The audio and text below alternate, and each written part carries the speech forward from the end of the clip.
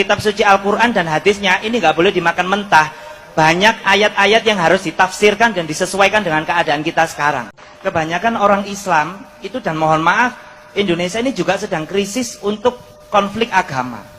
Islam terutama. Yang di dalam Islam sendiri juga ada konflik, itu cuma gara-gara kelompok-kelompok tertentu. Ya aku enggak.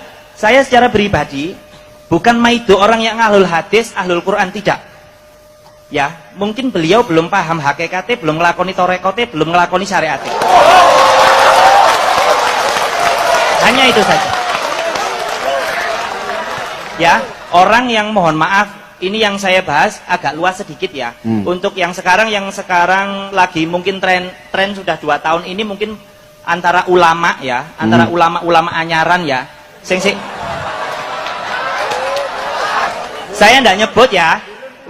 Wes ulama-ulama anyaran kebanyakan memang mohon maaf hatinya membenci sekali. Padahal di ajaran Islam yang diinti, kalau memang kita ada yang mohon maaf, kalau kita memang mempelajari tasawuf dengan benar, kita akan mengerti hati loh. Gitu. Nah sementara ini kebanyakan orang kitab suci Al-Quran didampingi oleh hadisnya ini nggak boleh dimakan mentah. Ya, kitab suci Al-Quran dan hadisnya ini nggak boleh dimakan mentah. Banyak ayat-ayat yang harus ditafsirkan dan disesuaikan dengan keadaan kita sekarang. Ya, benar. Dan kebanyakan ayat-ayat itu dimakan mentah dan dijadikan untuk memusuhi satu sama lain. Saya sih nggak ada masalah ya. Saya kan bukan sales agama yang nggak ada kepentingan dengan mereka. Oke. Ada yang lain? Nabi mengkhabarkan tentang kondisi akhir zaman. Dalam hadis yang diriwayatkan oleh Imam Ibnu Majah, disahihkan oleh Syekh Al-Albani dari sahabat Abu Hurairah radhiyallahu anhu. Nabi menyatakan sata'ti 'alan nasi sanawan khadda'an yusaddaqu fiha al-kadhib wa yukadzabu fiha as-sadiq wa yu'tamanu fiha al-kha'in wa yukhawwanu fiha al-amin wa yatakallamu fiha ar-ruwaybidah. Qalu wa ma ar-ruwaybidatu ya Rasulullah? Qala ar-rajulu tafih yatakallam fi amrin 'ammah. Nabi menyatakan akan datang sebuah masa kepada manusia yang penuh dengan pemutarbalikan fakta. Apa maksudnya penuh dengan pemutarbalikan fakta? Nabi sebutkan langsung maknanya agar kita tidak mentafsirnya sesuka kita, agar tidak dijadikan multitafsir. Langsung beliau menafsirkannya. Yusaddaqu fihal kadhib. Di masa itu orang yang dusta berada di atas kesesatan dikatakan jujur, dikatakan benar. Wa yukadzabu fiha as-shadiq. Sedangkan orang yang jujur, orang yang benar didustakan dan dikatakan sesat. Wa yukhawwanu fiha al-amin. Orang yang amanah dijadikan sebagai pengkhianat. Wa yu'tamanu fiyal kha'in. Tetapi seorang yang pengkhianat diberikan untuknya sebuah amanah besar. Wa yatakallamu fiha ruwaybidah. Ketika zaman sudah seperti itu, yang banyak berbicara si Ruwaybidah. Ini yang paling banyak berbicara. Para sahabat pun bertanya, wa mar Ruwaybidatu ya Rasulullah? Siapakah para Ruwaybidah yang suka ikut bicara masalah-masalah besar?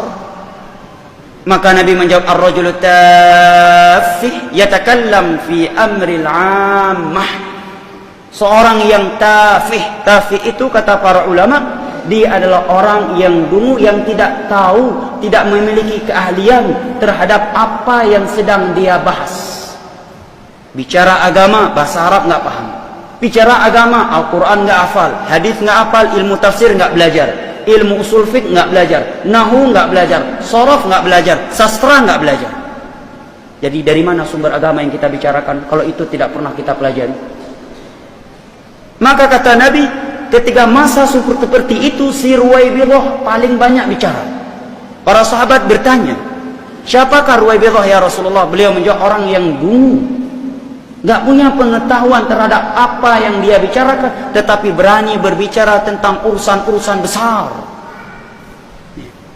Dan ini terlihat ketika disampaikan kebenaran, prinsip beragama, bagaimana Nabi beragama, ini contoh-contoh, ini ucapan sahabat Nabi, ini ucapan tabi'in, ucapan tabi'ut tabi'in, 4 imam mazhab seperti ini mereka tidak melakukan. Dikatakan jangan bicarakan khilafiyah, jaga persatuan.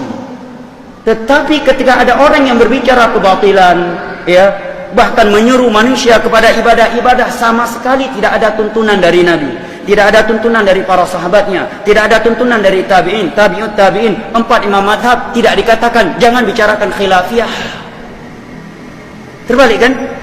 Padahal para ulama menyatakan as-sunnatu tajma', mengikuti sunnah Nabi itulah sumber persatuan.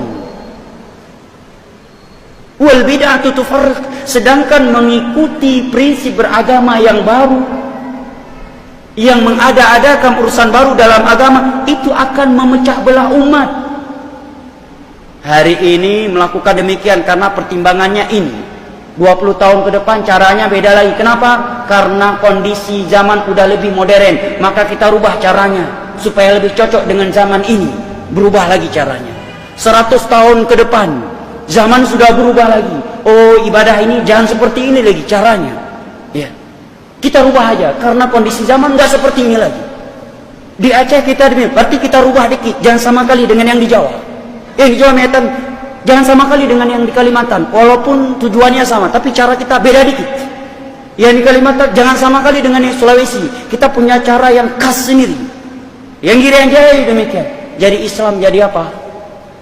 Per Islam satu warna, Nabi satu, Al-Quran satu. Kok bisa beda? Islam universal, bukan tingkat daerah, bukan tingkat nasional.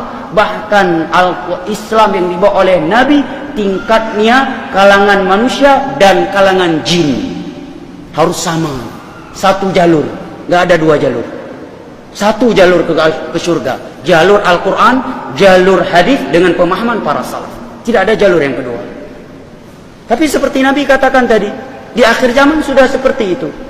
Dibawakan hadis-hadis Nabi yang menyebutkan bahayanya mengada-adakan perkara baru dalam urusan agama beliau, disampaikan sebagai bentuk kasih sayang kepada umat. Jangan sampai mereka nanti tidak bisa masuk ke dalam telaga Nabi.